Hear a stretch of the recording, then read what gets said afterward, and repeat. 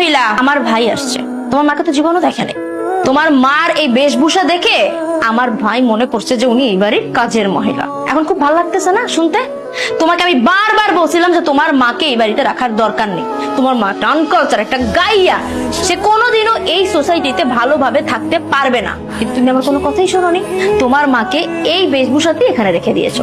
এখন আমার ভাই কাজের মহিলা মনে করছে, ওর দোষ কোথায় এখানে? তোর ভাই আমার মাকে কাজের মহিলা বলছে, আর তুই সেটা নীরবে হজম করে নিলি। তুই সেটা প্রতিবাদ করবি না? তুই বলবি না যে এটা আমার শাশুড়ি? তুমি কি করবো?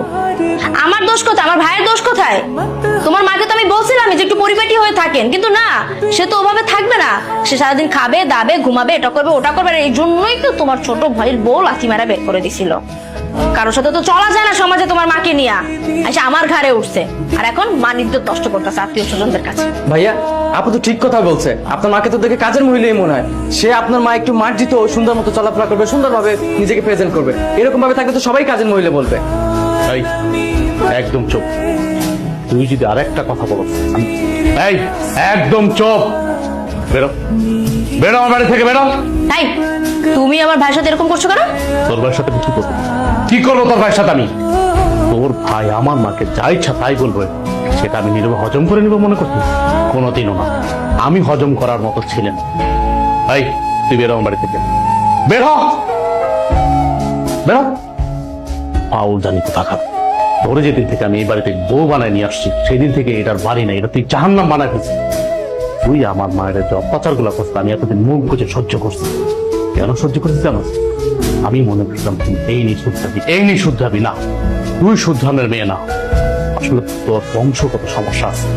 তুই সাংসারিক মেয়ে না, তুই সংসার করে খেতে পারবি না। তো আমি তোর এই ফ্যামিলিতে, আমার এই বাসায় আমি আর এক মুহূর্তে দেখতে পাচ্ছি। তুই এখন এই মুহূর্তে আমার বাড়ি থেকে বেরোবি। আমি তোর ডিভোর্স লেটারটা পাঠাই দেবো। বের হ আমার বাড়ি থেকে, বের হ। বাবা থাক না, এসব বাদ দে। মা, তুমি কোনো কথা বলবা না। একটা মানুষের সীমা থাকে, ও সীমা লঙ্ঘন করছে অনেক আগেই। পরে অনেক আগে উচিত ছিল এই বাড়ির থেকে বের করে দেওয়া, কিন্তু না, আমি সব নীরবে হজম করছি। আর হজম করবো না, অনেক হয়েছে। তুই একটা বাইরের ছেলের সাথে, তোর খালাতো ভাইয়ের সামনে তুই আমার মাকে কাজের মহিলা বলে তোর ভাই, আর তুই সেটা মজা নেস না? মজা নেস? এই, আমি গরিব, আমি গ্রামের ছেলে, মানলাম। তোর বাবা আমাকে সহযোগিতা করছে, সহযোগিতা করে ভালো একটা চাকরি দিয়েছে। আমি তো এই জন্য তোর অনেক ভালো রাখছি।